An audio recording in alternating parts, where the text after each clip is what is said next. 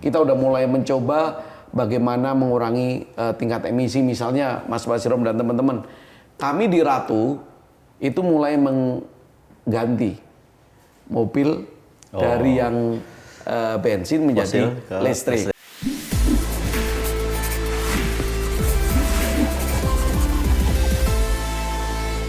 Di Maluku, di Ambon dulu saya meningkatkan kepercayaan diri dan sense of belonging dari pegawai.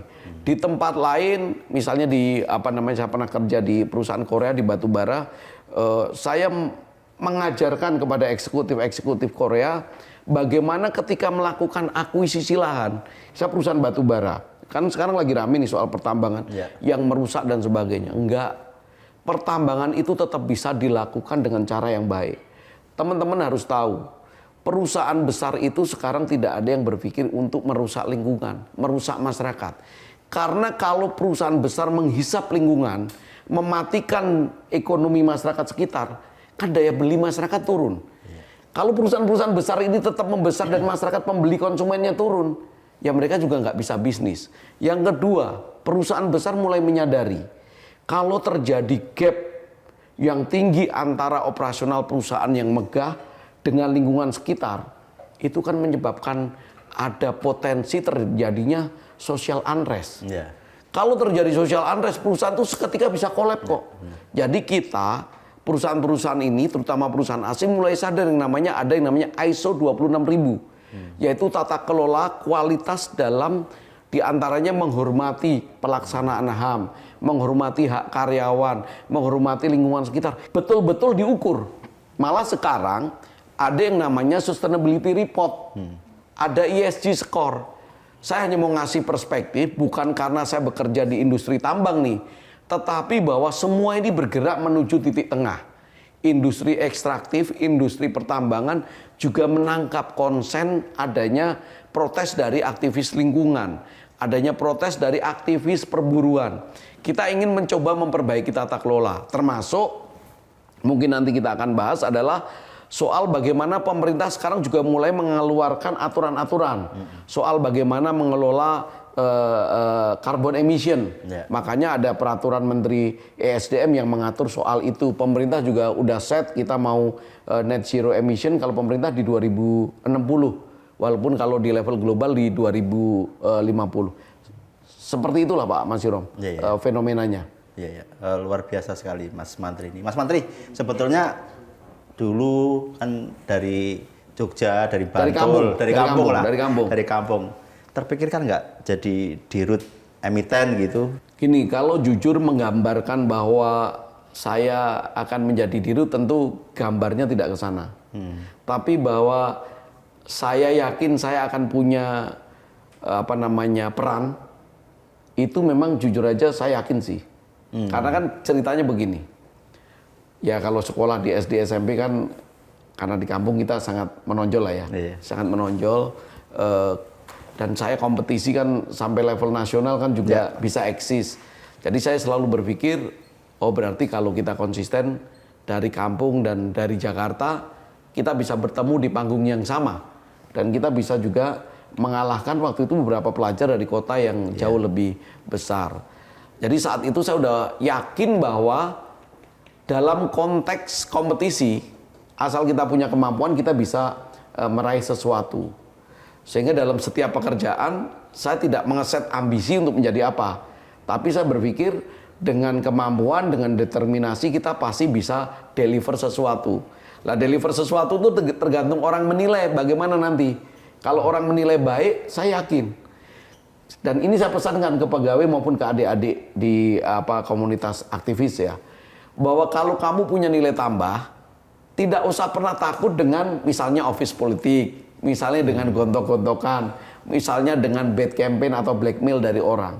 Karena at the end, terutama di industri, bukan di industri, di kalangan bisnis yang sangat rasional, yang akan bertahan adalah orang-orang yang punya nilai tambah.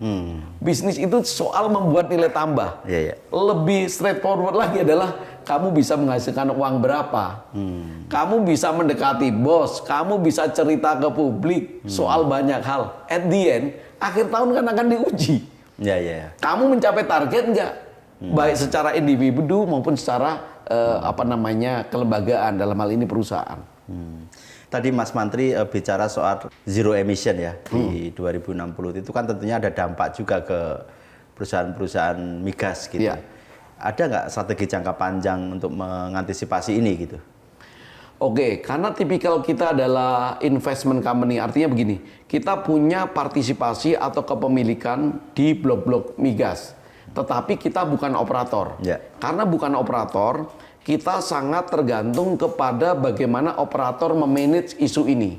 Tetapi sebagai gambaran, kalau bicara kampanye net zero emission, perusahaan-perusahaan global itu udah sangat agresif, ya, terutama betul. perusahaan yang dari Eropa dan dari Amerika, kayak Exxon itu sangat agresif. Bagaimana cara mereka untuk mengurangi emisi dari proses penambangan hulu minyak. Lalu bagaimana caranya? Mereka itu sekarang aktif menerapkan yang namanya yang disebut sama Mas Gibran dalam debat cawapres, yaitu namanya CCUS, Carbon Capture, CCUS, Utilization and Storage. Jadi emisi itu ditangkap dengan teknologi yang sebelumnya dibuang ke udara akan ditangkap, kemudian ada yang disimpan, ada juga yang diinjek ke dalam kompartemen atau sumur-sumur minyak untuk justru untuk menambah dorongan minyak itu naik ke atas. Jadi seperti itu, ada namanya CCUS. Kita, beberapa partner kita seperti PetroChina dan juga Exxon sebagai operator di Cepu dan Jabung sudah mempelajari penerapan CCUS. Lalu kapan diterapkan? Kalau di Indonesia kan kita taat terhadap aturan yang dibuat oleh pemerintah. Pertama ada Permen nomor 2 tahun 2023, Permen ESDM, soal tata cara penyelenggaraan penangkapan dan penyimpanan maupun penggunaan karbon dari hasil industri hulu migas. Udah ada permen yang baru dibentuk tahun nomor Permen ESDM nomor 16 tahun 2024. Ini tentang di mana sih karbon yang sudah ditangkap ini disimpan. CO2 ini disimpan di mana? Itu ada penentuan wilayah juga diatur oleh ESDM. Lalu cara lain gimana? Yang disebut tadi itu adalah menangkap dan menyimpan atau mengurangi emisi dengan menggunakan teknologi. Itu salah satu cara. Cara yang lain dengan adanya carbon offsetting. Apakah kita kemudian menanam hutan yang bisa menangkap CO2 atau kita membeli carbon trading dari perusahaan yang memang menyelenggarakan jasa hutan penjualan carbon trading, tapi itu semua tergantung kepada kesiapan ekosistem bursa karbon di Indonesia. Ya ini kita masih melihat seperti tadi Mas Sirom, peraturan Menteri ESDM sendiri soal carbon emission baru keluar, terutama yang wilayah penyimpanan di Desember 2024, sehingga ya kita lihatlah sambil jalan. Intinya baik dari sisi teknologi, dari sisi carbon offsetting maupun dari sisi operasional yang kecil-kecil, kita udah mulai mencoba bagaimana mengurangi tingkat emisi. Misalnya Mas Basirom dan teman-teman, kami di Ratu itu mulai mengganti mobil dari yang bensin menjadi listrik ya. Itu bagian dari kampanye kita.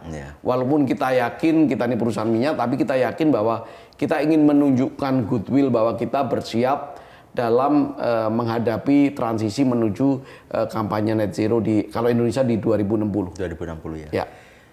Jadi intinya karena operatornya juga sudah bersiap ya. Untuk bersiap, Ratu juga semoga juga akan ikut bersiap juga. Ya.